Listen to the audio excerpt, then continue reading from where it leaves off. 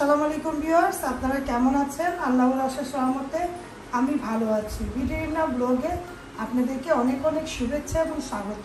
কাছে দূরে যারা আমার ব্লগটা দেখছেন একটা লাইক দিয়ে দেখবেন, আর যারা আমার চ্যানেলে নতুন অবশ্যই সাবস্ক্রাইব করে দেখবেন। আমি সকাল সকালে ব্লগটা শুরু করে দিলাম।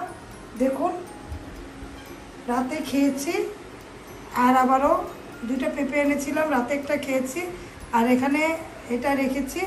আর এই ফলটা আমার অনেক পছন্দের একটা ফল, এই ফলও এনেছি। এই ফল দুটো এনেছি, শক্ত শক্ত ছিল, খাইনি। আর সফেদা কয়েকটা খেয়েছি, রায়ন খেয়েছে, আর এই যে কয়েকটা আছে। আর পেয়ারা এনেছিলাম, পেয়ারা দিয়ে আমার কাসুন্দ ভর্তা অনেক ভালো লাগে।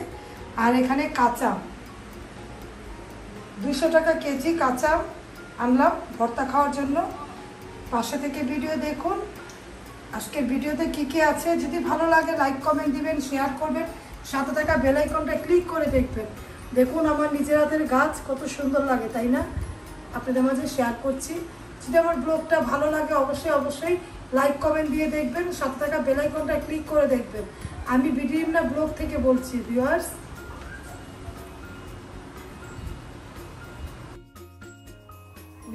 মুরগির মাংসকে ভালো মতো করে কষিয়ে নিচ্ছি।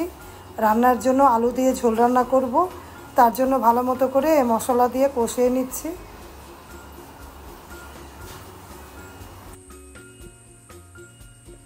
এই তরকারিটা দেখুন, ঝোল তরকারি, আর একটু ঝোল দিব, কষাচ্ছি। দেখুন আলু দিয়ে। এই তরকারিটা আমাদের ঘরে সবারই পছন্দ, বিশেষ করে আমার মেয়েরও পছন্দ। তরকারিটা রান্না করছি। আর এখানে নতুন কাঁচা আমের ভর্তা কাসুন্দিতে মাখিয়ে রেখেছি। অনেক ইয়াম্মি লাগে, লবণ দিয়ে চিনি ছাড়া, অনেক ভালো লাগে।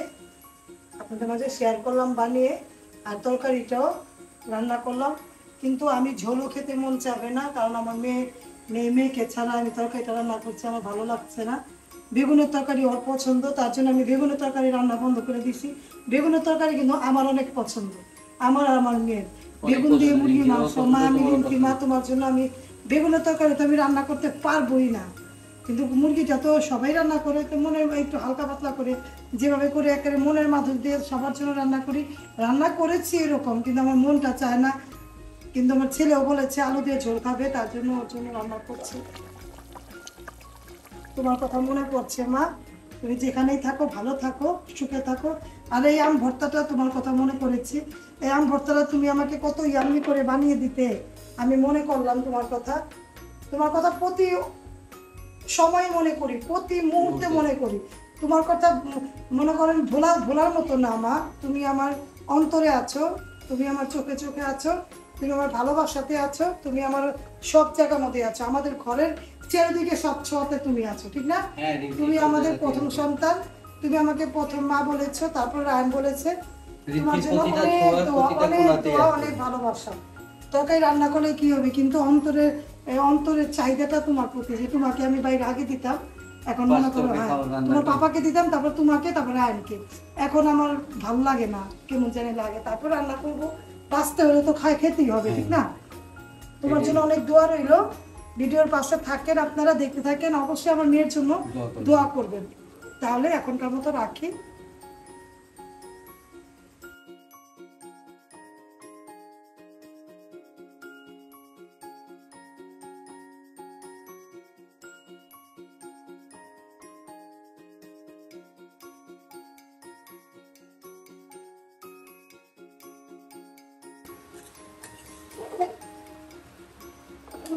ভিউয়ার্স, রায়নের জন্য বিকালে নাস্তা তৈরি করলাম। দেখুন, এই যে নাগেট আর সসেস দিয়ে, আর এই যে ঝাল নুডলসটার নাম জানি কি দেবো, কোরিয়ান নুডলস,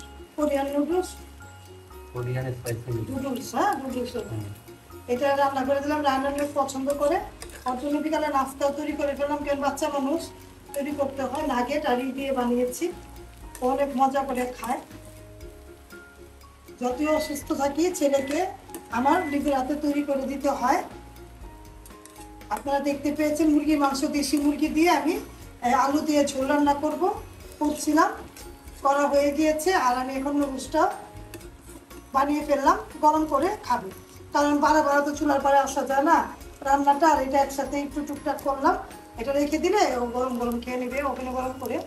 পাশে থেকে ভিডিও দেখুন, ভালো লাগলে লাইক কমেন্ট শেয়ার করে দেখবেন ভিউয়ার্স।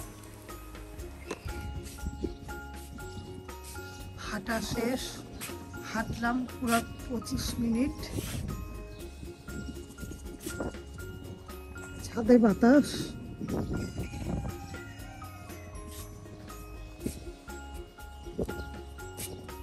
20-25 মিনিট পরে মাগরিব আজান দিবে। পাখিগুলো যার যার নিরে চলে যাচ্ছে, আমিও চলে যাব কাপড়গুলো নিয়ে। হাঁটলাম, দেখুন আকাশটা।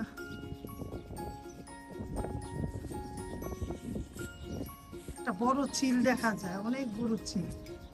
চিলে এসে এখানে বসে, অনেক বড় চিল।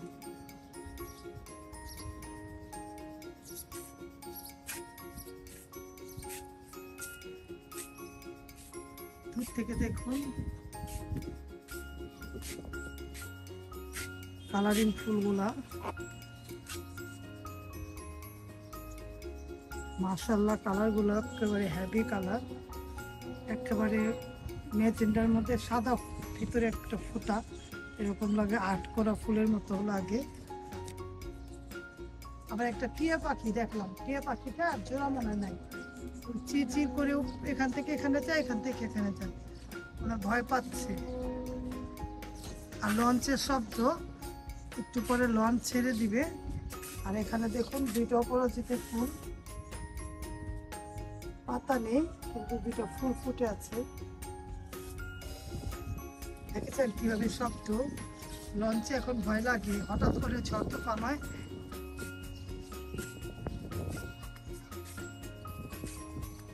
আমাদের চাঁদপুরের ব্লগটা যদি না দেখে থাকেন অবশ্যই দেখে নেবেন। ওখানে গিয়ে আমরা একেবারে স্টেশন বড় বাজার থেকে ইলিশ মাছ কিনে ভেজে, টাটকা ইলিশ মাছ কিনে খেয়েছি। আমরা লঞ্চের ভ্রমণে গিয়েছিলাম, লঞ্চ দিয়ে গিয়েছিলাম, 2বার গিয়েছি। আপনারা চাইলে দেখে নেবেন, ভালো লাগবে। ভালো লাগলে অবশ্যই লাইক কমেন্ট দিয়ে দেখবেন।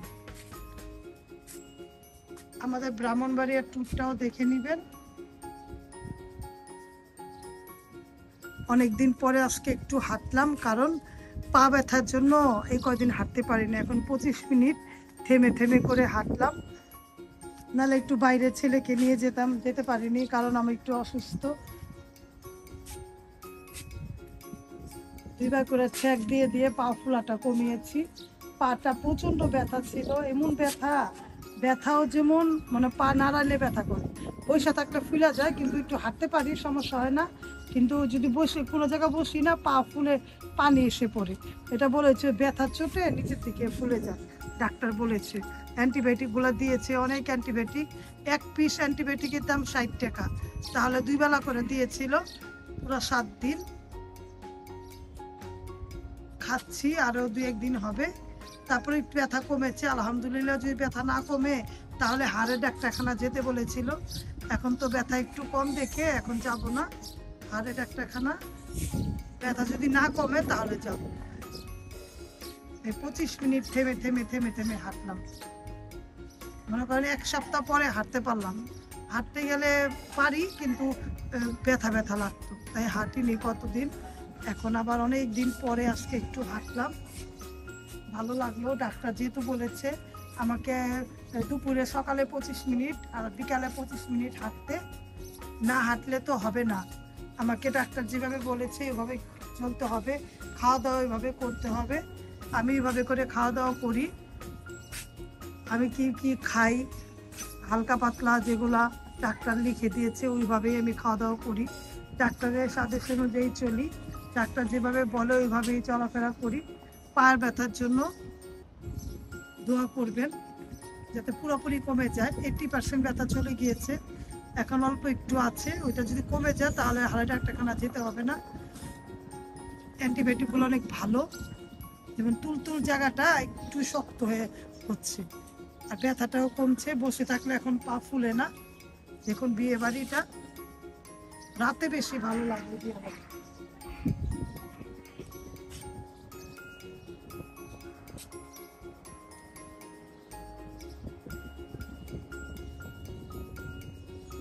আর এই আঙ্কেলদের এখানে দেখুন 3টা আম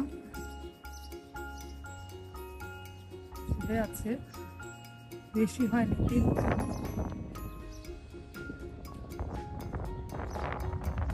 এখন তো কাঁচা আমের সিজন, ভর্তা, তারপরে কাঁচা আমের ভর্তা ভালো লাগে। বড়ই ভর্তা আর কাঁচা আমের ভর্তা আমার অনেক পছন্দ। কাঁচা আম, একটা টক আমের ভর্তা আমার মেয়ে আমাকে বানিয়ে দিত, এত টেস্ট লাগতো। এবার আমার মেয়েকে পাবো না, খেতেও পারবো না, ভালো লাগবে না। শিখিয়ে দিয়ে গিয়েছে ওর বাবাকে, কিন্তু তারপরও আমার মেয়ের হাতের ওই যে একেবারে করে বানায় দেয়, তো কাসুন দিয়ে আমাকে বানিয়ে দেয়, ওটা মিস করবো। রিন্তি, তোমার হাতের কাঁচা আমের ভর্তা আমি অনেক মিস করব। তুমি যেমন আমার হাতের সব কিছু মিস করো, আমিও তোমার হাতের কাঁচা আমের ভর্তা।